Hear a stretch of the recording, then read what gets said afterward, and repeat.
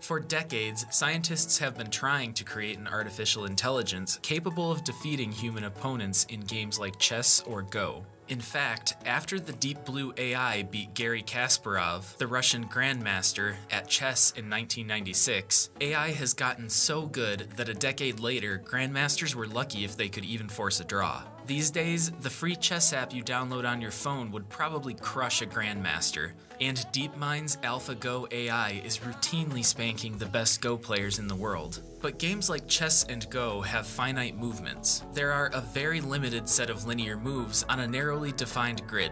So how do these modern AIs fare when they are asked to deal with the huge variety of options and variables present in today's modern esports? Find out as we take a look at the evolution of AI in esports, and why we think that it may be the future of the competitions we all love to watch. AI's first real push into esports starts with Elon Musk, a man who hates cars so much that he literally shot one into space. In 2015, Musk helped found OpenAI, a non-profit research organization dedicated to creating and promoting friendly AI that benefits humanity. OpenAI decided a great platform for testing complex problem solving and the reactions of their AI would be Dota 2. Starting in August 2017, they pitted their AI against Dota 2 pros in what were basically 1v1 duels with no neutral creeps and some removed abilities like invisibility. After the AI won in this narrow setting, they decided to pit it against full teams in less and less restricted formats, until finally in August of 2018, they played a match where their OpenAI 5 took on a team of ex-pros and Dota casters and won. Later that month, however, OpenAI 5 took on a team from Pain Gaming and an all-star team of Chinese pro players, and the AI wound up losing both games to the humans. So while it could compete with most of us, the AI still had a ways to go to really compete at the pro level in Dota 2.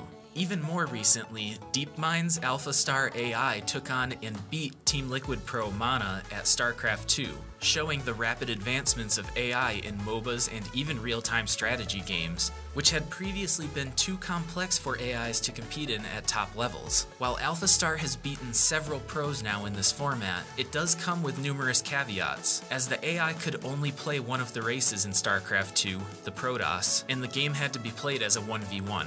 How well OpenAI 5 and AlphaStar fared against top-level players was still an impressive feat, but both AIs didn't play a completely full version of either game.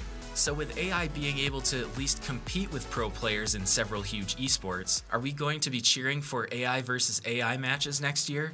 Well, probably not, for two major reasons. First off, these kinds of AIs operate using reinforcement learning. The simplest way to explain it is to say that these AI operate on a system of rewards. When they do something correctly, they naturally reap some sort of reward, and it promotes that behavior in similar circumstances next time. In gaming terms, a reward might be killing an enemy player, getting gold, or any other positive outcome that can happen in-game. The flaw of this learning system is that because long-term rewards are far more complex to program than immediate rewards, these AIs hyper-focus on short-term gains and lack a long-term strategy. So while they may swarm an opponent's character and take them out every time they see one, they don't do things that set up the endgame. So in a game like Dota 2, pro players who can split off and achieve multiple goals at once have a big advantage currently in endgame play versus these hyper-focused AI-controlled teams. The other big issue is game complexity. There are some things that just don't translate well into data that AIs can use. All of the matches mentioned in this video had restrictions placed on them due to the limitations of the particular AI.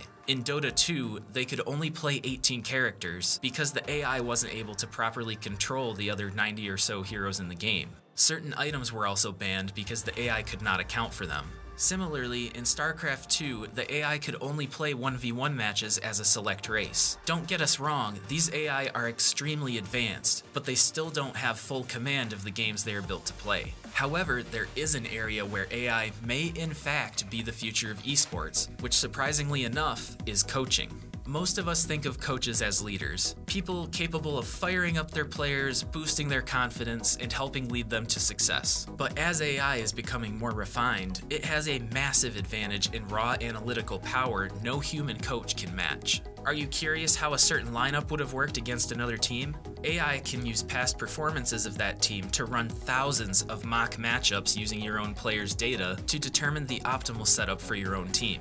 It can also pick apart your opponent's data in record timing to find their suboptimal plays and weaknesses you may be able to exploit. And most importantly, none of this is biased by a human's perception. Every human coach is liable to overestimate or underestimate their opposition, or even their own team based on how they seem to be playing. But an AI is purely objective. It won't hesitate to sit a star player because it would look bad if the matchup dictates it. It won't keep its friends on the roster too long, or let a talented player go because of personality clashes. It just sorts out the raw data into usable information to try and create the optimal outcome. Overwatch players in particular have already dabbled in some AI coaching with the controversial Visor overlay. Currently in open beta, Visor is an analytics engine that you run while playing a game, in this case Overwatch, that tracks and analyzes all the data from your team and the enemy's team in real time. In Overwatch, this meant it could figure out when all your opponents were going to have their ultimate abilities, and when the game ended, it broke down all the data it analyzed to show you the core strengths and weaknesses you have with a character, how you ranked compared to every other player of that character in the game, and how every single team fight ended and what characters did well in each of them. This kind of data was so valuable to players that Overwatch actually banned the overlay and ruled it as a means of cheating. This is just how powerful AI coaching can be, and mind you, the Visor program is still just in open beta. Human coaches may soon be tasked more with managing the social elements of the team, like keeping egos in check, working on team dynamics, and basically trying to ensure harmony between their players, all the while AI coaches run the team's X's and O's and plan lineups and strategies. As soon as one team adopts AI coaching, the other serious teams will have to do the same or be left behind. It will be like when Moneyball first showed up in baseball, only to a much greater extent. So while the players you cheer for will be flesh and blood humans, the coaching behind them is almost certainly going to have aspects of or be an artificial intelligence in the very near future. Although artificial intelligence is making its way into the esports realm, we do still need humans to like and subscribe to our channel. So if you enjoyed the video, please do exactly that, and as always, another video is on the way.